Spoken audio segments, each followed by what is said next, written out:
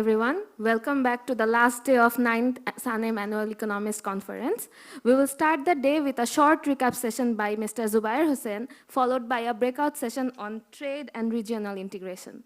I would like to call Mr. Zubair Hussain for the recap session. Thank you.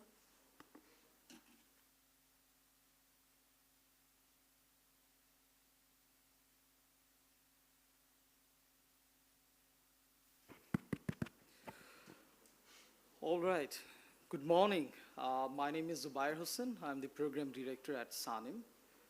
Thank you very much for joining us this morning. I know the traffic situation is pretty bad in Dhaka, so thank you very much again. I welcome you all to the third and final day of this 9th SANEM Annual Economists Conference. I hope you all had a restful evening after two truly rich and stimulating days of intellectual exchange. Before we dive into today's program, let us take a few moments to look back at what we have covered before, because the ground we have covered over the past 2 days deserves to be acknowledged and carried forward into today's conversation. We begin on the evening of Friday, April 17th, with our keynote address delivered on Zoom platform by Dr. Shanta Devarajan, Professor of the Practice and Chair, International Development Concentration, Georgetown University. His address titled, "The Costs of Denial, How Economic Growth Undermines Governance Reform," set a bold and thought-provoking tone for the entire conference. Dr. Devarajan challenged us to confront an uncomfortable paradox that economic growth, often celebrated as the solution to development problems, can paradoxically weaken the political incentives for institutional reform. The session was moderated by Dr. Selim Raihan, Executive Director, SANEM, along with Dr. Kunal Sen, Director of UNU Wider, serving as distinguished discussant. The conversation was attended by more than 100 participants. We saw lively engagement from the eminent economists, Professor Rehman Sobhan, Chairman, Center for Policy Dialogue, CPD, and Professor Mustafizur Rahman, Distinguished Fellow, CPD. Many others from think tanks, development organizations, the private sector, and government agencies joined the conversation. I think the conversation stayed with many of us well into the night. It was really a thought-provoking conversation for sure. Yesterday, April 18th, we had an intensive day. We started with the opening session where welcome remarks were delivered by the SANEM leadership, including Chairman Dr. Bozlul Haq Khandukar and Executive Director Dr. Selim Raihan, and directors of SANEM. The morning then moved into our first wave of 5 concurrent breakout sessions covering a wide thematic range. Breakout session 1 examined macroeconomic issues with papers on population dividends, wheat price modeling, exchange rate regimes, and remittance flows. Breakout session 2 focused on labor markets, exploring structural shifts to job creation, manufacturing employment drivers, and the role of ICT in labor productivity. Breakout session 3 took on education from public expenditure reform to the quality of schooling for Rohingya refugees and social inclusion in primary schools.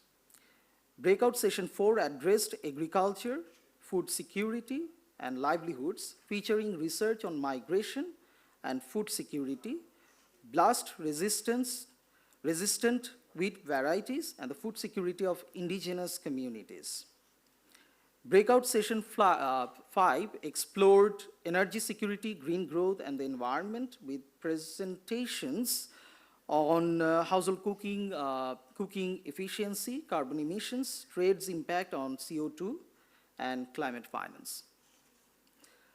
After the tea break, we reconvened for the first plenary session of the day, Upheaval to Uncertainty, Stability, Order, and Growth in Bangladesh's Emerging Political Settlement, chaired by Professor Raunuk Jahan, Distinguished Fellow CPD, with presentations by Dr. Qazi Maruful Islam, Professor, Department of Development Studies, University of Dhaka, and distinguished panelists, including Dr. Mirza M. Hassan, Senior Research Fellow, BRAC, Institute of Governance and Development, BIGD, and Barrister Sarah Hussain, Senior Advocate, Supreme Court of Bangladesh. This session offered a frank analysis of Bangladesh's current political economy moment, a conversation that felt both timely and urgent.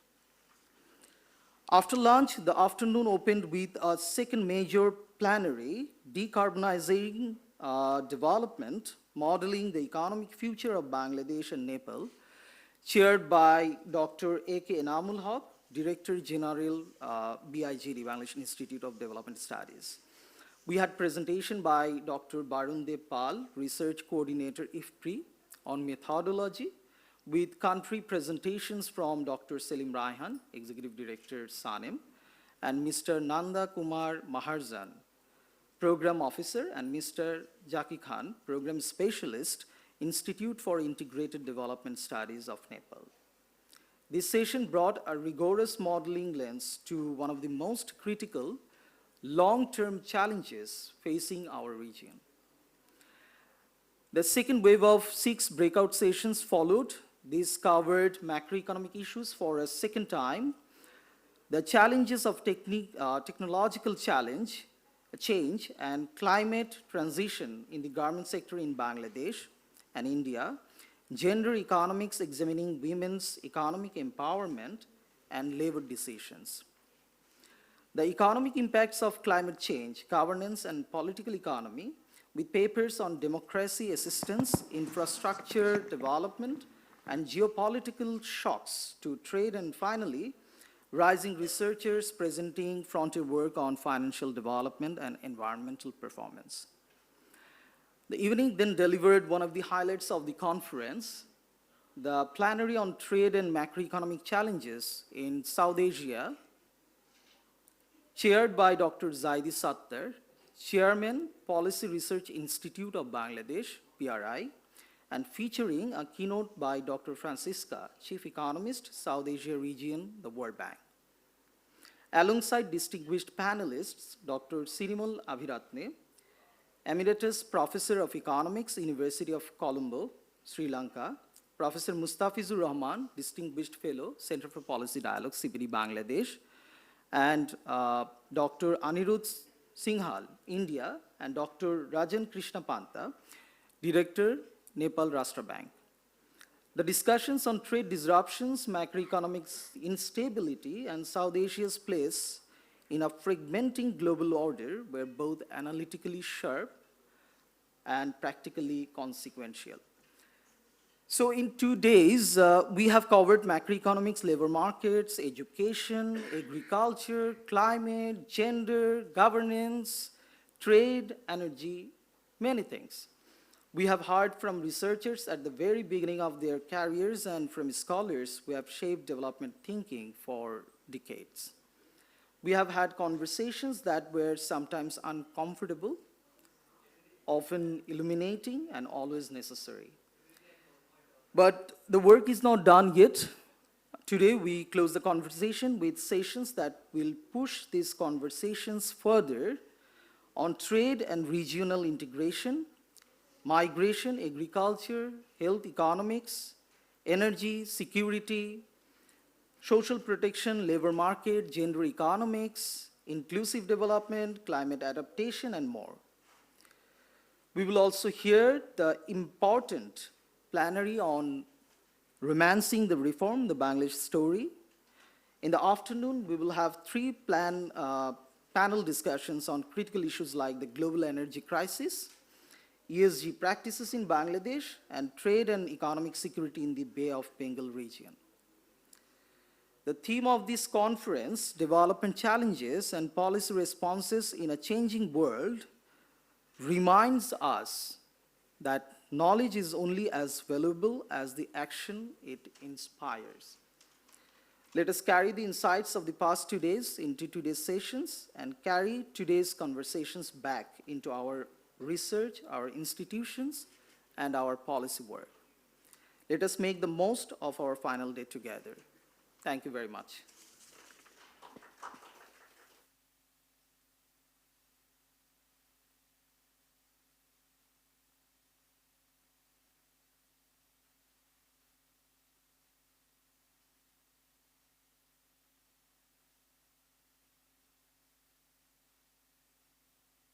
Thank you so much.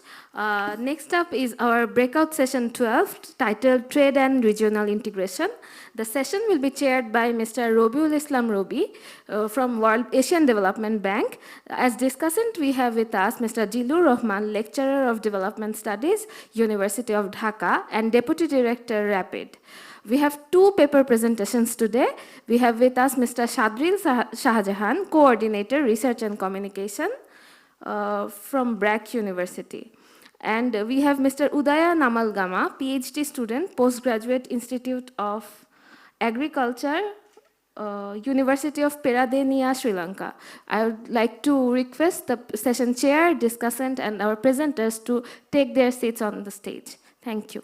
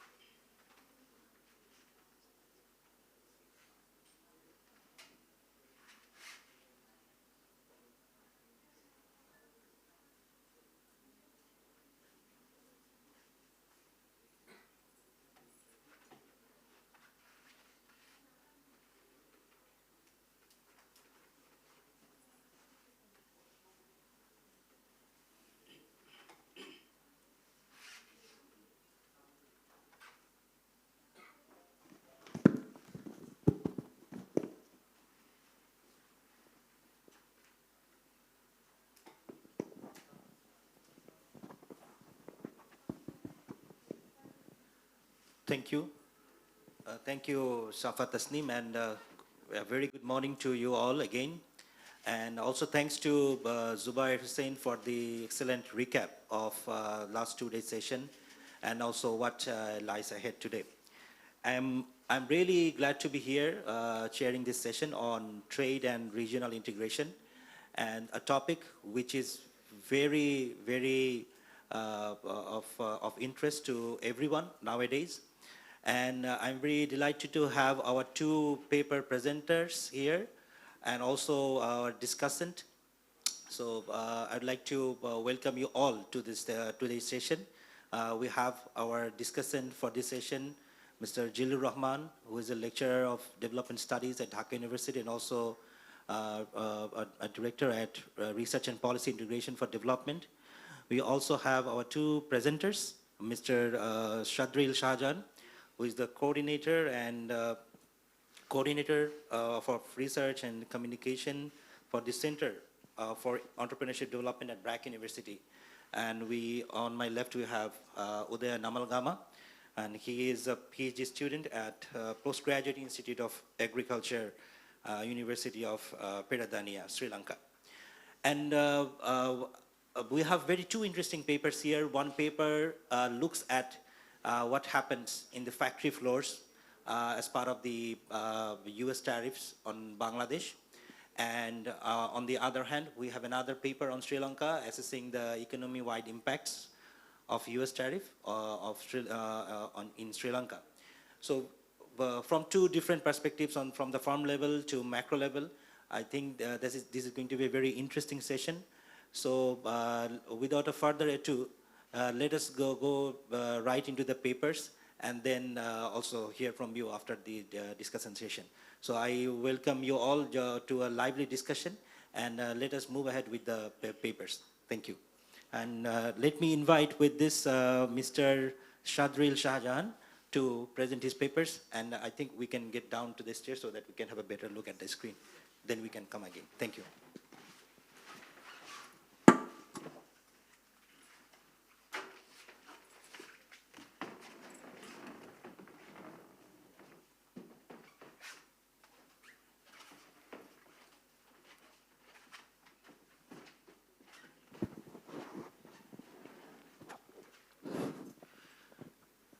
Although I know the paper presenters know the house rules, but let me just briefly remind them kindly that we have 10 minutes to present, and then we'll have a discussion session with the audience. And before that, we are also going to have a remarks by our discussant. Thank you. Our timekeeper will give you a reminder at 5th minute and 9th minute.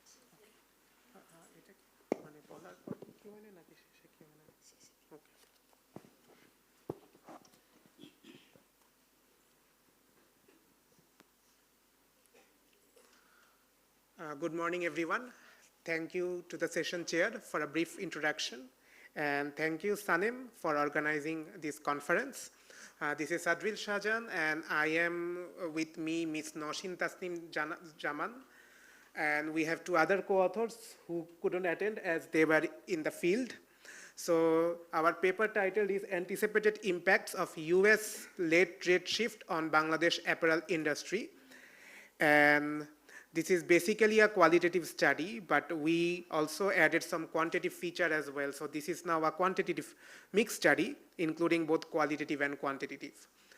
And we conducted the study during April to July 2025, when trade tariff was a major issue, especially on Bangladesh RMG industry. We are studying the decarbonization effects of the RMG industry as part of a carbon value exchange program in cooperation with 4R Digital and King's College London. But part of our study included that what were the impacts of tariff and what are the factory management were thinking. So this paper is mainstreamed on this issue. And as you know, that tariff later reduced to 19%, but when we were studying these questions, these were 35% and 37% on April, later reduced to 35%. So there was huge uncertainty on the industry that what will happen. So I will stick to the April to July timeline, not the current situation. So these are two our research questions. One was the quantitative part, that to what extent are apparel factories in Bangladesh connected with the US market. We used secondary data from Mapped in Bangladesh project. We have another mapping project with Lourdes Foundation, where we are mapping all the RMG universe through factory census method, and we have a database of 3,500 RMG factories, including who are their buyers and what countries they export. The second research question is actually the primary major focus of this study. This comes from the study with 4R Digital and King's College London, that what are the anticipated impacts of US tariff on the apparel industry as perceived by factory management. So we looked on some literature review as well, but as this issue was very much new, we mostly relied on the press reports. There are some previous study or very much preprint study that were also outlining the impact of US tariff in different countries, including China, Vietnam, India, and other. And according to the Mapped in Bangladesh, which is our database, there are 2,091 apparel factories which are exporting to US market, among total around 3,121 factories. And we were trying to capture the factory management insight to guide the future research on political economy and understanding the broader implication of US tariff for Bangladesh apparel sector. So this is the research methodology which I already explained. I'm skipping it. And so this is our very rudimentary quantitative analysis that shows how much the factories are connected with the US market, according to which in Dhaka district, RMG factory exists, 36% RMG factories are in Dhaka, 33% are Gazipur, 15% in Narayanganj, 11% in Chattogram. So when it comes to the market analysis, we saw that the majority of the factory are actually connected with the European Union. Later, they said the non-traditional market, which is the market outside of EU, US, Canada, and UK. And third is the USA market, which is our major focus. And the 13% is Canada and 15% was UK market. But please note that this data produced from the question that in which countries factories export, not the amount of the product factory export or not the number of buyers that factory have. So including the size-wide distribution of RMG factories exporting to US market, majority of the factory were medium factories, and that's why our research focus comes in, because these factories are vulnerable positions. When we were doing qualitative interview with the factories, many factories said that the factories were closing, and they were also concerned that whether this US tariff also impact on the factory closure, because medium and small factories are the more vulnerable position when it comes to the order cancellations we also experienced during COVID. We have also the large factories which are 28.80% with the connection of US market, and there are also micro factories. These categorization were taken from Bangladesh industrial policy as per the worker number of the factories. So this is our major qualitative analysis, which shows that different themes generated from our interviews, according to which major suppliers consider themselves are very vulnerable position as the tariffs are coming in. Especially they said that those factories are less vulnerable who are dependent on the EU buyers, but while those factories who mostly relies on the US buyers are very much concerned. The factory management also said that buyer did not clarify their position. They thought that basically when the tariff was imposed, the buyer will carry the burden, but they are also hearing that the buyer were expecting that the factory will also carry the burden of the tariff. And in that case, there will be a price disruption, but again, our factories were not in the position of negotiation. At one factory management told us that basically buyer comes to Bangladesh for to have a cheap price that we offer, but when it comes to the tariff, we cannot in a position to negotiate the buyers, but we should do that. There were also some respondents who are saying that tariff can be an opportunity, because during that time, China and Vietnam had higher tariff, so Bangladesh can take the opportunity. But however, some respondents also said that China is in a position that they are in the market leader, and the product they produce, which cannot be produced in Bangladesh. So this is our research contribution. We believe that basically we use this qualitative evidence from another ongoing study, so that we can design a future study. And we designed a future study. We did a large scale quantitative study with an economist from Columbia University, USA. We haven't still compiled the findings as well. It will be published soon.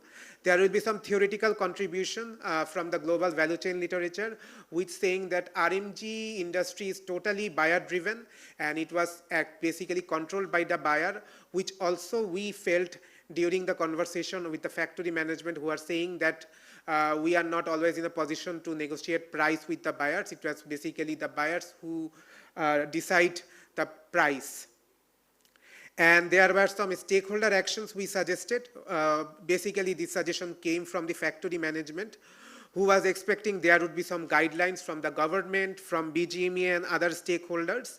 And there can be also some data-driven solutions like open platform like MIB. For example, one of our respondents said that since as you already have a live database and map from RMG factories, why not you communicate with the factories and show that what impact they were having.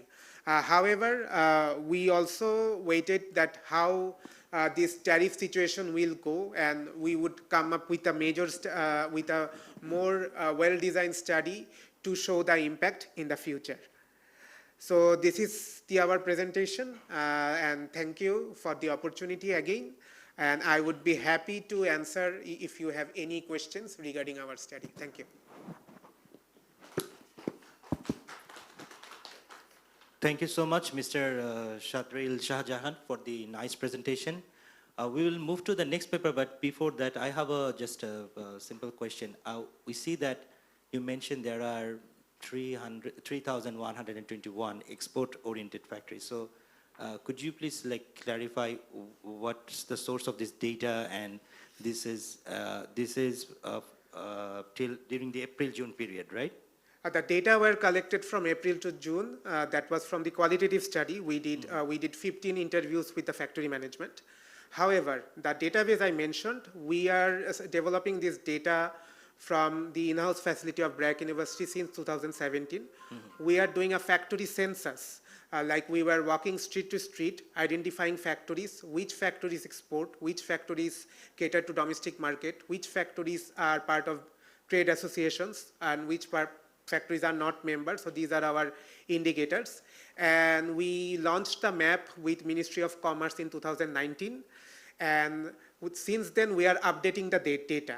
So basically, that data, primarily that data came from the factory census, which was conducted from 2018 to 2020, a 3-year period. And later, the data were updated twice, and it was last updated in 2024, but that update also occurred through factory census period. It means surveying all the 3,000 factories all over the Bangladesh. Okay, thank you. Thank you for this clarification. We'll take the questions later on. So thank you so much for your presentation. Thank you. Now, with this, let me also invite our next presenter, Mr. Udaya Namalgama, to present his paper. Thank you.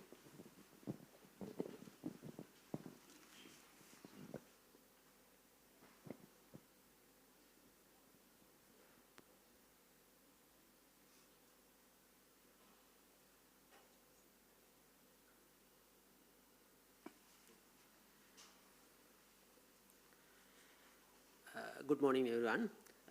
Thank you, Chair, brief introduction of myself. My name is Udaya Namalgama. This presentation is based on my thesis, PhD thesis. Our team that present the paper is myself and Dr. Vigna Raj and Disanayaka and Professor Jika Veerahewa. Those are from the University of Peradeniya, Sri Lanka. So my topic is assessing the economic effect of US tariff on Sri Lankan economy. CEG analysis using the GTAP model. So let's move into the content of that presentation is the introduction. Let's methodology and research and discussion. Finally, conclusion and policy implications of that point. So let's move into the introduction part. This presentation mainly based on the import tariff.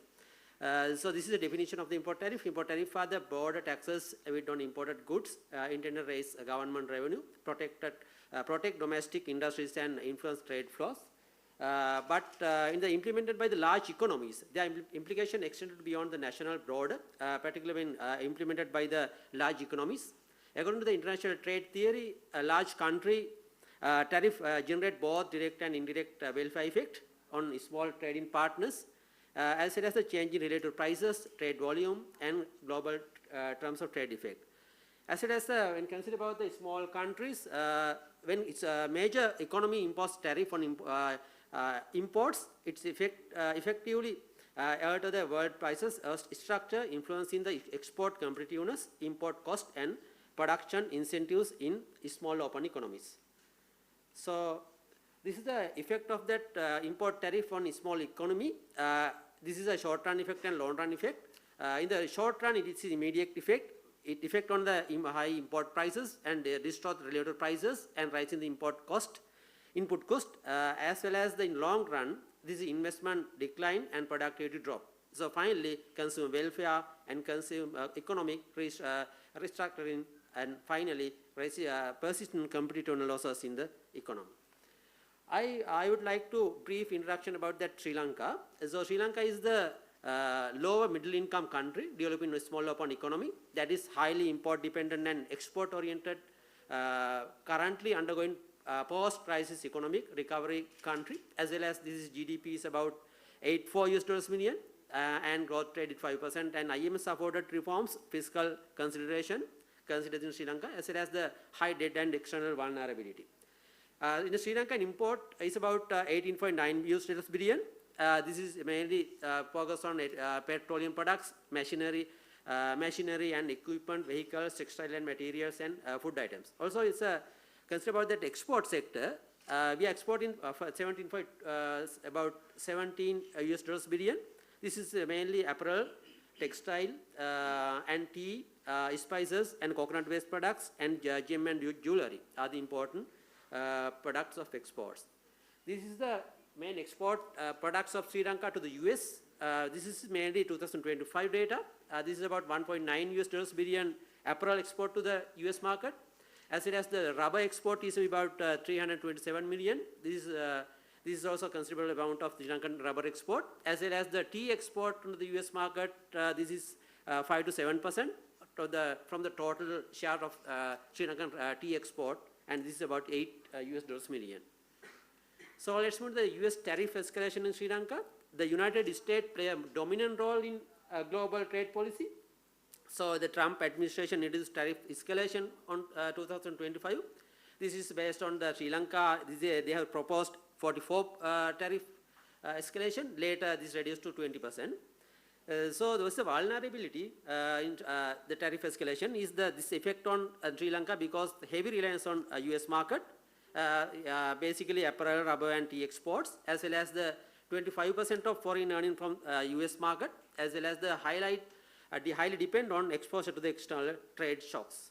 So this is a research gap and history contribution. This is a global evidence. So globally significant reduction in the global trade volume, as well as reduction in the value chain, and negative impact on the global GDP economic efficiency. What is the research gap on this study? The limited empirical focus on small open economies like Sri Lanka, especially in South Asia. This is especially unexplored these South Asian countries. Also lack of analysis both short run and long run effect, because that study is basically based on the short run long run effect.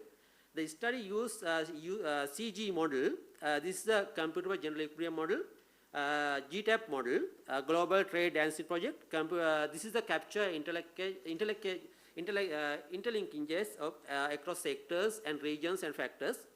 Also, a study examine the change of trade flow, production, and welfare effect. This is a welfare effect equivalent variation in terms of trade effect, as well as the key contribution of that study is long run and short run effect, and vulnerability effect, and export diversification also considered in this study. This is a research question: how vulnerability of Sri Lanka to external protection shocks when what mitigation strategies is reduced to welfare losses. Evaluate impact US tariff policies on Sri Lanka, explore mitigation through the alternative trade partnerships. Those are the research objective and research questions of this study. So this is the methodology part. This is a GTAP model. The GTAP is a CG model, and the model simulation economic transactions from the initial equilibrium, as well as the framework capture economic-wide interactions, including production, adjustment across sectors, and change in the trade flow, and variation of factor returns. So this is the two distinct time horizons. This is a short run and long run effect. In the short run, there is no capital mobility. In the long run, we assume that capital is mobile across the sectors and regions. So this is the GTAP model calibration. So this is a long run and short run effect. In the short run, capital fixed and endogenous rental rates, and long run, capital mobile across sectors and fixed capital rental rates.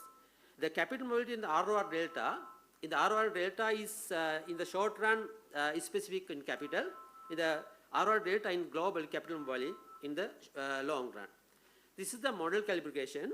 Model calibration is the baseline adjustment, also factor market equilibrium, and equalized rate of returns. In this study, I consider 4 scenarios, scenario 1, 2, 3, and 4. Scenario 1 and 2 is basically in the short run.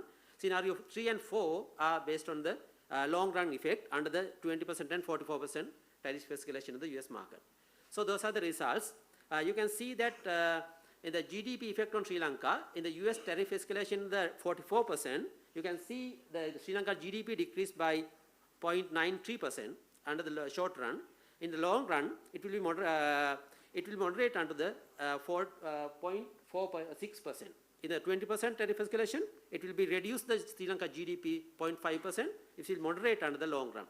Also in the export and imports also see the same pattern, because in the short run, they will be reduce the import in Sri Lanka 19.48%. It will moderate on the long run. This is the change in the factor prices. In the short run, Sri Lanka factor prices decreased by 16.16%. This will be moderate under the long run. Also, in the 20% tariff reduction, tariff escalation, the Sri Lanka change factor prices is about 8.72%. It will be moderate on the long run. This is a change in the labor income. The labor income also you can see under the long run, it will be adjust in the market and it will be moderate in the long run. This is the welfare effect. This is the most important thing is of the CG model, the welfare effect analysis. The CG model, under the CG model, there's a welfare effect on Sri Lanka. In the short run, under the 44% tariff escalation, will be our Sri Lankan welfare effect is 3.4 billion US dollars per year. And short run, it will be moderate, and you can see that the allocative efficiency also, this is a component of the equivalent variation as a composition of that allocative efficiency. In terms of trade effects and savings and investment effect, you can see those are the moderate under the long run, and the short term effect is very high, and long run effect will be moderate. And the change in the apparel production, you can see that apparel production sector effect. And the most important thing is mitigation pathway. We introduced the mitigation pathway to Sri Lanka because we can negotiate with the Middle East countries and EU and other America countries. So we can mitigate the effect on the GDP effect 0.76%. With the Middle East country, and with the EU country, we can moderate into a GDP effect into 0.78%.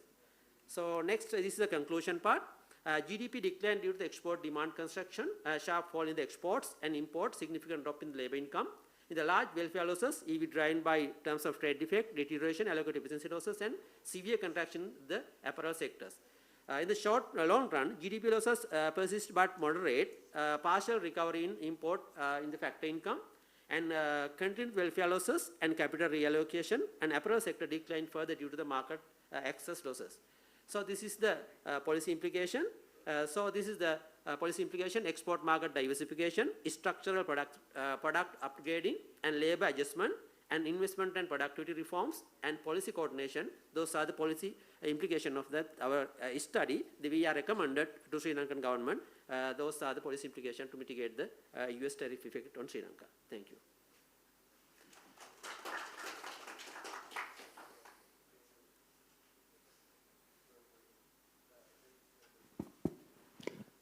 Thank you so much, Mr. Udayan Amalgama, for this very interesting paper and assessing the impacts of US tariffs on Sri Lanka.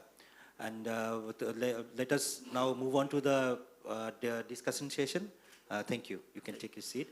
And let us now, we'll move on to the remarks by our discussant. Thank you.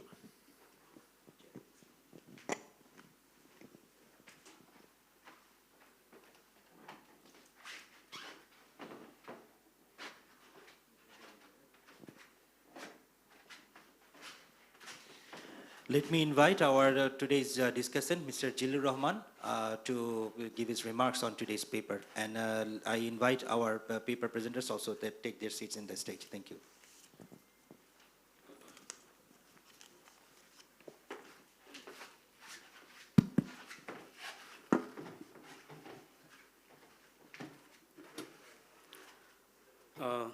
Good morning, everyone. Thanks, Chair Ravi Bhai. Thanks to the organizer and the presenter of two very insightful papers. But two papers are quite complementary in nature, both examining the effect of US tariff, reciprocal tariff, one on Bangladesh and other on Sri Lanka. So the first paper, my comment will be limited on the technical side, and then I will summarize the major findings. So the first paper examines the anticipated impact of US reciprocal tariff in Bangladesh apparel export sectors based on a mixed method research. So the paper is highly policy relevant given Bangladesh's heavy dependence on apparel exports to the US market. The use of farm level data provide valuable insights, especially capturing the perceived constraint facing by the seller, exporters, and it also provides buyer-supplier dynamics. The most important limitation of this paper is that the analysis of the impact of rising tariff on Bangladesh's apparel exports is highly perception-based. This is highly perception-based, and the findings are derived from a very small number of observation samples. You reported it was 15, but in the paper you said it is 7 only. In the paper. Yes, we used only the 7 interviews, but basically we conducted the 15. So based on 7 interviews, it is very difficult to generalize the findings for wider effect. So the 15 or 7 interviews, those are taken from small firms or medium firms or the large firm? It is not. Combined, there were some 2 small and medium, and mostly on the large firms. Okay. So a representative sample would help provide a valuable insights, and that can be generalized for wider economy-wide effect. The mapped in Bangladesh database, it seems very rich and powerful database, but it is mostly used for descriptive analysis. There is no econometric analysis linking farm level characteristics to affecting price and export volume. I would suggest you to provide some descriptive analysis, as there are some time after the tariff, reciprocal tariff. So you can provide some descriptive analysis on prices, unit price, and export performance before and after the reciprocal tariff. So this will provide a valuable insights about the impact of tariff on the paper is assessing the impact of tariff, but relevant outcome variables are not defined.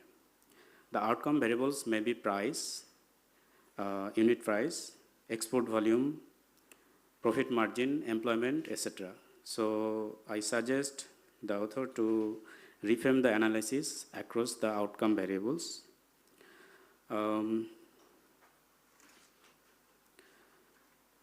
There are already some ex-ante analysis on the impact of the reciprocal tariff.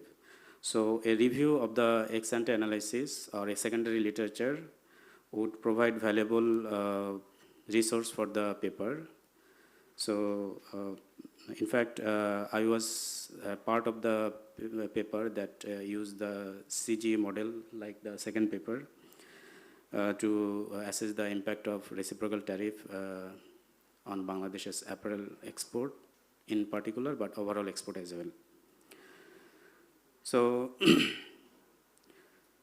the paper did not draw any policy recommendations based on the findings. A set of policy recommendations would be helpful. As far as I know, Bangladesh have more than 5,000 apparel exporting firms.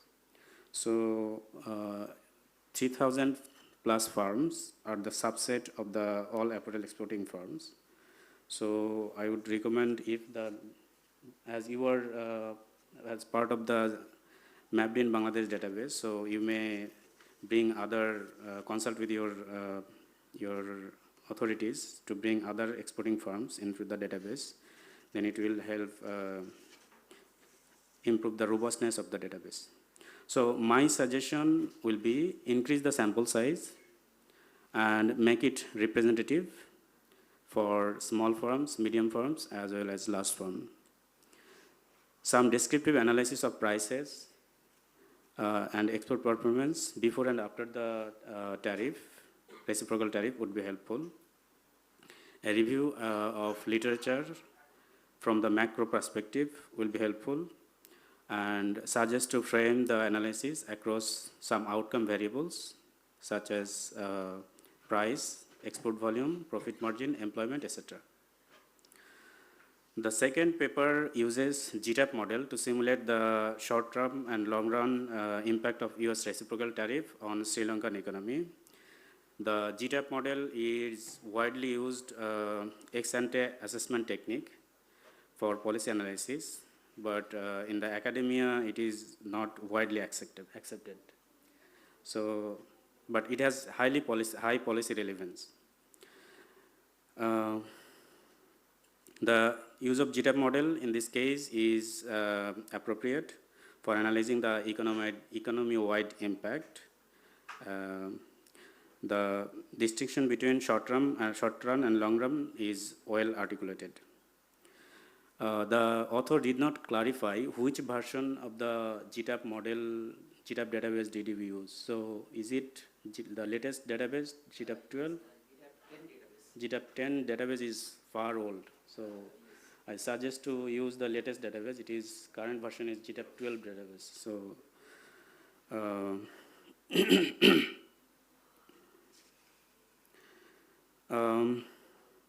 the 20% or 44% tariff, reciprocal tariff, it was on the above of the, on top of the MFN tariff. So did you also use the MFN tariff on top of the reciprocal tariff in your simulation? Yes. Then it is good. So, but the problem is GTAP model is highly sensitive to the solution method. So it is like a black box, and the result widely vary across the method of simulation you used. So there are 4 types of solution method: Johansen, Gragg, Euler, midpoint method. Johansen method is least used because it is not that robust. So I suggest you to use Gragg, 3-step and automatic accuracy, which provides the most robust result. You explained the impact on aggregate and imports and exports. Analysis of the impact on export to the US market. So what is going on the export from the Sri Lanka to US market? That analysis would provide helpful findings and valuable insights.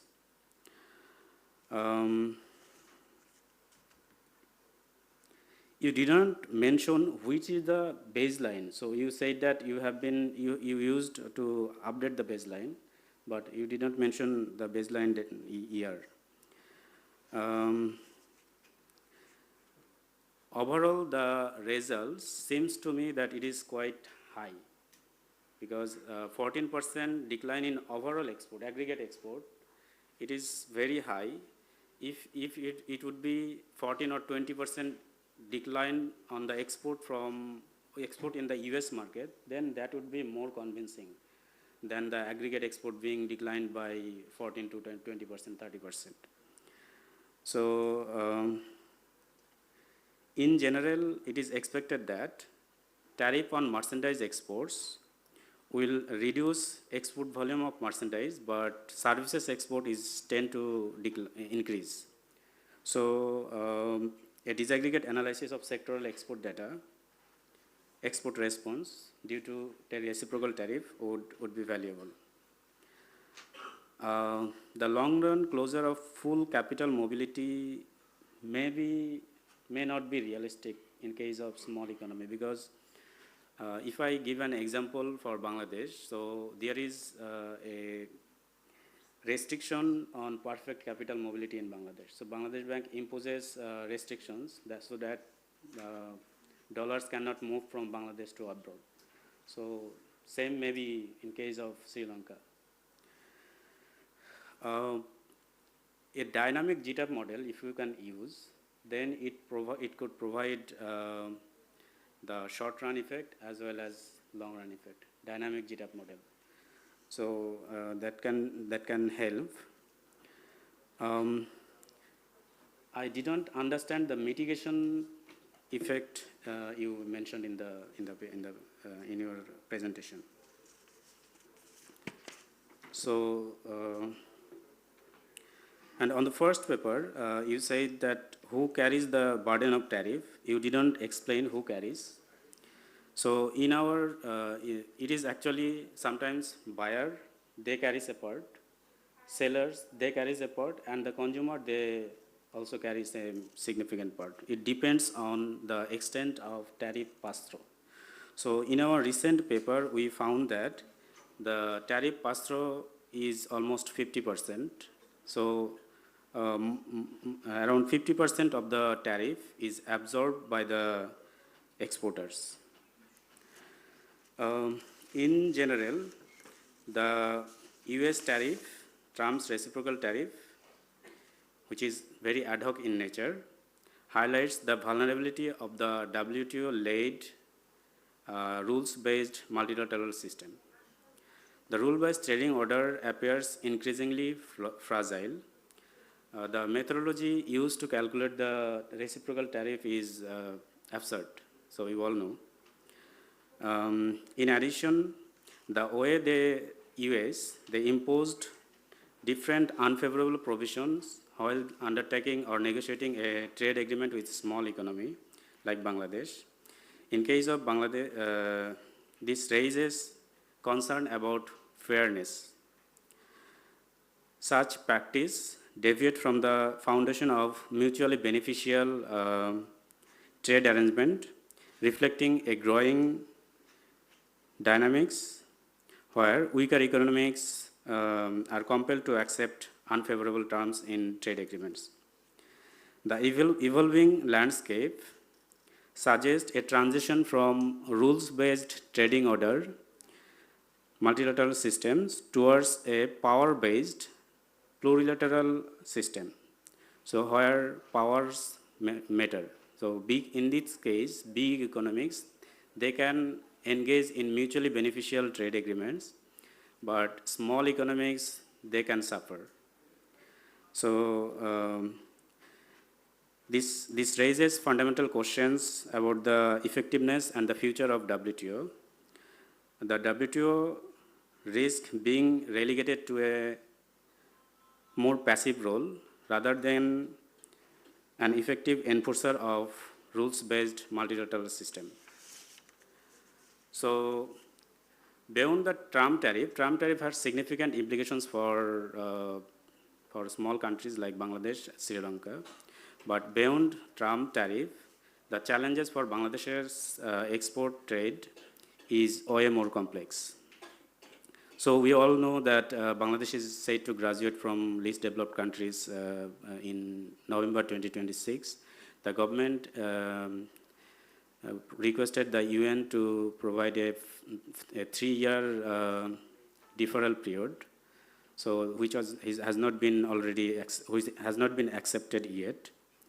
But the LDC graduation and its consequences, it will have far-reaching consequences on Bangladesh's export trade. So post-graduation, Bangladesh's preferential market access in major destination countries will be seized and replaced by less favorable agreement or GSP. So, for example, in the EU market, Bangladesh may get GSP or standard GSP or GSP plus, which are far less lucrative than the LDC specific trading agreement. So in case of EU, Bangladesh may face, Bangladesh's apparel exports may face most favored nation tariff, around 20% after graduation and 3-year transition period. So along with the preference erosion, policy space will be squeezed. So Bangladesh will not be Bangladesh's the cash incentive which Bangladesh provides for export performance, which will be inconsistent with the WTO agreement. And Bangladesh will also lose the low-cost development financing options. So export sector is also facing suffering severe energy crisis, which is weakening Bangladesh's position in international trade.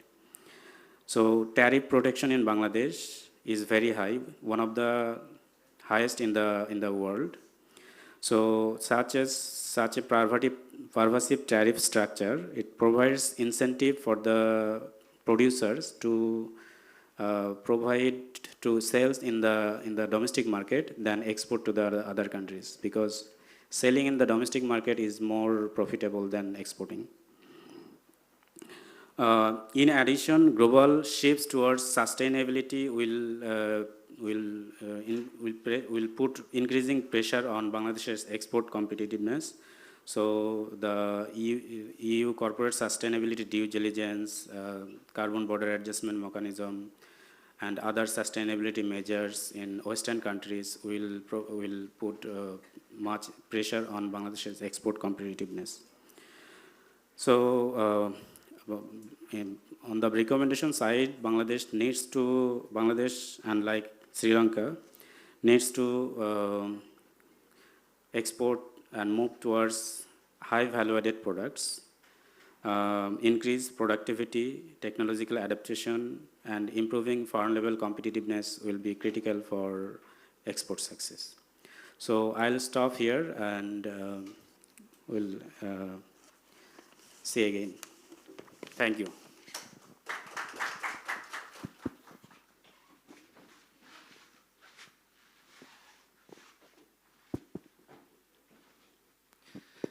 Thank you so much, Jilur Rahman, for your very constructive comments on the papers. I hope our authors will take note of the papers and address this to improve their papers. As we always say in the research, that there is, whatever research we do, there is always a scope for improvement. So we don't take it as criticism, but rather as a scope for improving our paper. And in whatever forum we present or discuss, you'll see that if a paper is being discussed by 3 persons, you will have 3 different views at least from the different aspects. But Jilur has already pointed out one very important aspect, that how it impacts both the US tariffs, impacts both the Bangladesh and Sri Lanka. And in the context of Bangladesh as well, as the country is going to graduate from the group of least developed countries, how should we actually align our policies in this context? So with those remarks, I think we had a very good session, very 2 interesting papers from different angles, and our discussant also provided very constructive comments. And good to share this stage with Jilur. We used to work together at Rapid, and good to also share trade is our common interest. And with that being said, let us hear from our audience. Any questions or comments or suggestions? So now the floor is open for the audience. Anyone? Good morning. This is Mohammad Little Hossain. Can we have the mic there, please? Thank you. Good morning. This is Mohammad Little Hossain, Master's student, Department of Economics, Begum Rokeya University, Rangpur. At first, I want to know, I asked the question to Mr. Sadril Shahjan. Congratulations to you. Your presentation was very excellent. Mr. Jilur Rahman sir have already suggested many questions.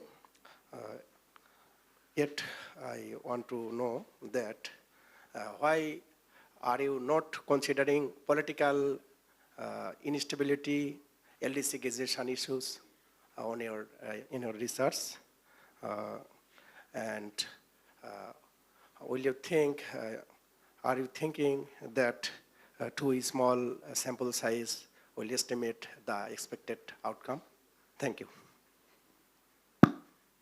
Okay, let us have one or two more questions, then we can ask our paper presenters to respond.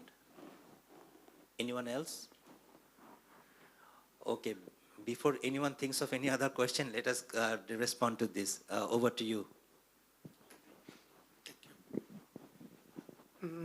Thank you so much for your questions. So I will be answering the second question first, that this paper was not designed for any estimation. This is basically, as I mentioned, a qualitative paper, but later we added some quantitative impact as we had the data. So that's why it didn't pursue any estimation. The other part, the question was that why we didn't consider policy issues such as LDC and others. As per my presentation, this paper is designed from more like a bottom-up approach from the qualitative design. That's what's the farm level thinking going regarding the US tariff. So that's why we didn't connect the policy yet. We later relied on what factory management explain and how they explain. So when we did the 15 interviews, basically we used the 7 interviews because those interviews we were able to use. The other respondents were that much not aware of the US tariff. As I mentioned, the data came from part of another study, which is basically we were conducting with 4R Digital and King's College London as part of the funding of Bill and Melinda Gates Foundation. That was the decarbonization effect in RMG industries. So, but during that time when the tariff was imposed, we added some questions in our questionnaire that what the factory management were thinking. So when we were visiting the factories, yes, they could show us what efforts they made for the sustainability and decarbonization, but not all are aware that how their factories are negotiating with prices with the buyers and how the buyers are pushing them. So only 7 interviews were used because those respondents were more informed to explain the US tariff issues. However, as I mentioned, that we will try to redesign the study in a more broader context. And as I have a very good suggestions and questions from this session, we will obviously keep those in mind, and we will also connect to the stakeholders as well, that how we can estimate, measure, or map the vulnerability that RMG industry of Bangladesh faces during any change of the global trade. Thank you. Thank you. Anyone else would like to ask anything or any questions, suggestions? Okay, I think everyone is waiting for the tea break to have tea after this paper session. Okay, so if you don't have any other questions, so let me share a few parting thoughts from my side on these papers, and then we can go for the tea break and discuss there. So on the first paper, on the ready-made garment industries in Bangladesh, our discussion has already pointed out these areas of improvement. And I would also highlight a few issues as you will be conducting further research in this area. One thing is that, as you pointed out already, that this sort of the research that has been done, given the impact, the evolving nature of the US tariff, the findings are almost outdated right now, but you can always use this as a reference for future research. So the good idea would be to have this analysis a bit updated in the context of current situation, and then build on the previous findings. So from that perspective, I think few issues could be very pertinent to explore. So you could do that as part of your future research as well. So this could be that how quickly can firms realistically upgrade product sophistication, as our discussion was already pointing out, that the need for moving into high value-added products. And then what role can the government or trade associations play in mediating these buyer pressures that that came out in your paper? And this is very well established in the ready-made garment industry. It's not surprise, but what can be the role of this government and the trade associations? So have it there in the discussion, and then it could be also of policy relevance when we take it to the from academia to policy circle. And then how do perceptions differ between compliance, sustainability managers, and commercial managers? Because we know that commercial managers, their interest is different, sustainability managers, their interest is different, and how do we bring those together? Those could be of area of explanation. And there was one recent paper just came out this March this year from World Bank, this industrial policy for development. This also shares few issues on this farm level preparedness and competitiveness. And at the farm level, the evidence is very, very clear that trade shocks are not absorbed through tariffs alone. This is very clear. And farms adjust where policy lowers the fixed cost. So from the context of Bangladesh, this is of very much of interest to where we can actually lower the fixed cost and then offset the impact of tariff hike. So with this, that's my thought on the first paper. Now on the second paper that looks at the macro, the economy-wide impact, and our discussion also provided very rich comments on the methodology and how to use it. So I hope our author will take that into the consideration. And from the perspective of this paper, I think the paper could further, as it's a part of the PhD work, could further explore that the implications for export diversification for Sri Lanka, and also the importance of proactive trade strategy. What sort of trade strategy Sri Lanka could explore in the context of this, and this could be including this leveraging regional trade agreements or free trade agreements, safeguarding preferential access, and investing in trade facilitation. And a few just food for thought questions that could be of interest and could be worth exploring in the context of this paper. So this is are long-run capital reallocations realistic without complementary industrial policies? Because we know that industrial policy nowadays comes in many shapes and forms. So how are long-run capital reallocations realistic? And also, how should policymakers balance diversification with the comparative advantage in the apparel sector? And also, it could be of interest to explore what sort of trade agreements could Sri Lanka explore. So this is more on the policy side. We know that this is an academic paper, but to make this interesting and of interest to the policymakers as well, because we know that we do research to generate evidence, but also to make it exciting to the policymakers and make it useful as well to the policymakers. You could, I would suggest to add these sort of policy angles as well. There could be many, but these are from my suggestions. But let me also just allow our paper presenters to respond to any of the comments that our discussant has or that I have already provided. So for 2 minutes each to respond to anything that, let me start with Uday and Amalgama. Just one suggestion for the Sri Lankan paper is that you mentioned the welfare effect in value terms. So I think it would be good to present it in terms of share of GDP. So this is an important suggestion you can consider. Thank you, Jillur. Another good suggestion. So let me hand over to Uday and Amalgama if you want to respond to any of the questions. Thank you. Thank you very much, valuable suggestions and comments of that my paper. Actually, your suggestions to ask one question regarding the mitigation strategy. What is the use that one?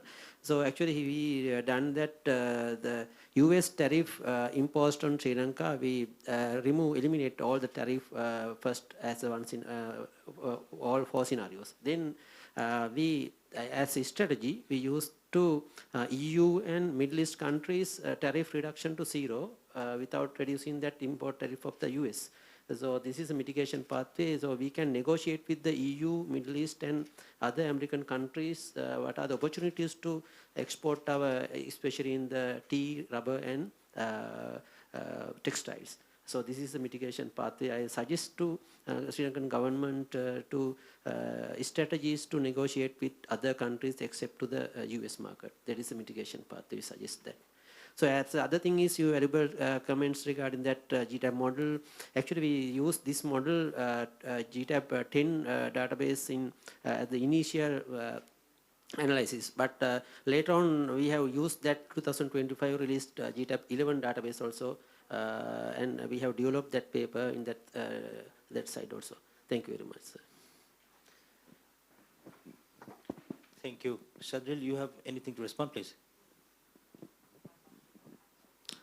Thank you so much. I would like to take the opportunity to make comments on the issue which is not the main focus of my paper, but it already came to the discussion of Mr. Jilur Rahman. He was saying that we all know 5,000 apparel exporters exist in Bangladesh. That was also our expectation when we started the work of our database. In fact, there were also estimate of New York Stern University that there might be 7,000 exporters in Bangladesh, including the subcontractors. However, when we were covering the factory-centered areas and even the street-by-street walking, we understood that many factories were closed down, many factories were shifted. However, they were recorded twice in the database, so we couldn't use the existing secondary sources that time, especially the factory sources of factories of DIFE and the trade bodies. That's why we also notified them, and they also the strategic partner of this database, and they were also using the database. So at present, also we made a factory definition. That means we will be only mapping the RMG factories, not the backward linkages connected with the industry. So when we developed the definition, we compiled our data after the mapping of the whole Bangladesh and after conducting the census of whole Bangladesh. Our initial number was 3,700 or 3,800, among which 800 were not the members of BGM and BKMA. Those were not listed in any existing database as a whole. That was I'm talking about in 2020. But however, we all know that then the COVID hit, and there are many uncertainties and crises.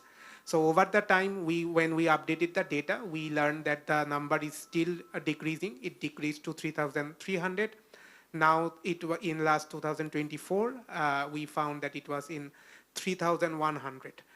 So this is also an issue that came to my paper, as I quoted one of my respondents, that he was saying that mostly the small and medium factories are getting closed. And as I am a medium factory, I'm very much terrified that what impact will bring this US tariff. I think this can be also another further issue, that why these factories are being closed down and who get the largest hit on this global instability when such kind of tariff policy is formulated. So that was my comment. Thank you so much for your opinion. Thank you. Jillu, would you like to respond or anything? Okay. Nothing. Okay.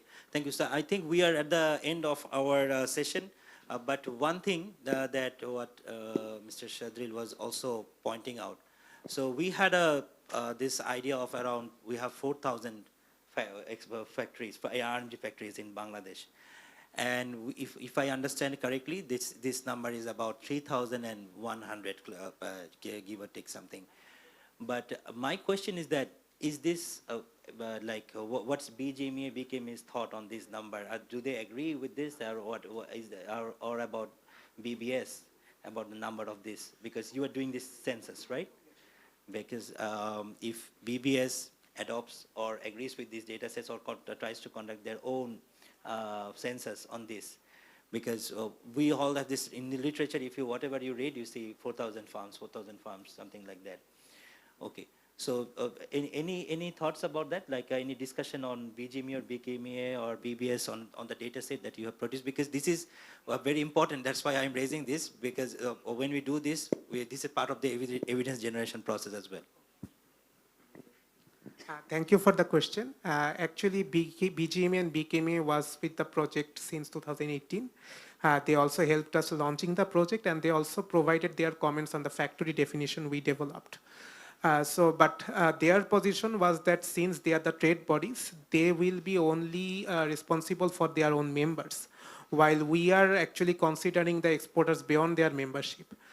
And basically, these numbers we are talking about, it usually remains on the existence of the non-members, which are very vulnerable. And you saw already in my slide that there are also micro factories that were also working, exporting to US. So these are basically the non-member side, which are mostly SMEs. And they were not part of the database. And as I mentioned, we started with 800, and now they are decreasing, and also it's impacting on the industry as well. So when we we started the work, BGMA almost have more than 2,500 factories in their membership. And these also reduced as well over the time. But as our work usually go beyond BGMA and BKMA, we have to deal with a chunk which we call non-member, where no one is now currently taking the responsibilities what's happening to them. But unfortunately, these factories usually shift, and also these factories usually closed, and these factories usually also the most vulnerable. And the vulnerability of the factories usually ultimately impact the vulnerability of the workers as well, because basically the workers of these factories who usually lose their jobs when the factories get closed. And as they are part of a very much vulnerable factories, they usually don't get the chance to switch in the broader factories, because that has some competition. I have mentioned another study on the US tariff that we did with Columbia University Economics Department. And these findings still not came on, but we also looked at that what are the impact on the workers who are switching the factories. So we did a RCT on this study. I think the findings will reveal soon. Thank you. So there are some overlapping between the membership of BGMA and BKMA, but we recently extracted those data and found, dropped the duplications, and then we found that there are more than 6,000 factories who are members of BGMA and BKMA, unique factories. So, of course, many of those factories have shut down, and I guess the number has significantly declined. But we also get the number of running factories from the NBR trade database. So those factories who are exporting apparel, we can find that from the NBR database. And we recently found that there are more than 4,000 factories exporting apparel products. So that's it. Thank you. Thank you, Jillur and Sadril. I think we had a very good and rich discussion, and this also points out that Jillur was also pointing out about this database. So according to NBR database, so which is the official database for that indicates how many farms are actually exporting. But collectively, I think we need to have this data centralized somewhere with BBS and to have that evidence generation. And I think we are at the end of this our session. We had a very good, very enlightening and rich discussion today with very two contrasting papers. I congratulate the authors on their work, and also very good remarks we have received. So a very strong takeaway that I take from this session today is that no country actually adjusts in isolation in today's world. So a trade policy declared by US, and it has impacted almost every country in the world that came under this tariff decision. And farms, workers, and economies, they are deeply connected through these value chains and geography. We all know that. And this means that policy responses and also need to be connected, and it has to be connected across sectors, across borders, and across time horizons as well. So I find this discussion very encouraging, and because it tells us that the right mix of regional integration and investment in capabilities in particular in light of these global trade shocks and forward-looking trade strategies are very important. And this can also help the South Asia move from the vulnerability to opportunity. And with this, I would like to conclude our today's session, and let us have a round of applause for our paper presenters. And I invite you all next to our tea break session. Let me hand over to our anchor, Shafa Tasnim. Okay, so good. The last part, the certificate distribution. Okay, thank you.